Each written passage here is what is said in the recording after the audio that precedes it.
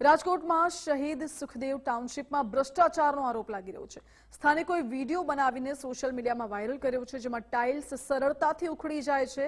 લાદીમાં સિમેન્ટનો ઉપયોગ ખૂબ ઓછો થયો છે। અનેક મકાનોમાં ટાઇલ્સ ઉખડી જતી હોય તેવી ફરિયાદો ઉઠી રહી છે। વર્ષ 2022માં બનેલા 448 જેટલા ફ્લેટ ધારકોમાં હાલ તો ભારે રોષ જોવા મળી રહ્યો છે।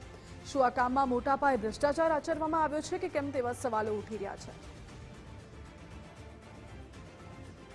महत्वपूर्ण है कि हजू तो 2022 में ज आ मकानो बन्या हता अने आटला ओछा समय में 2-3 वर्ष में अहीं टाइल्स उखड़ी जाए छे। एकदम आसानी थी सीमेंटनी कांकरी पण नथी जोवा मळती।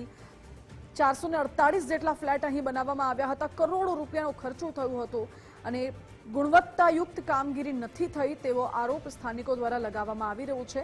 स्थानिकोए आनो विडियो बनावीने वायरल कर्यो छे अने रोष पण व्यक्त कर्यो छे, साथे दावो कर्यो छे के अहीं मोटा पाये भ्रष्टाचार आचरवामां आव्यो छे।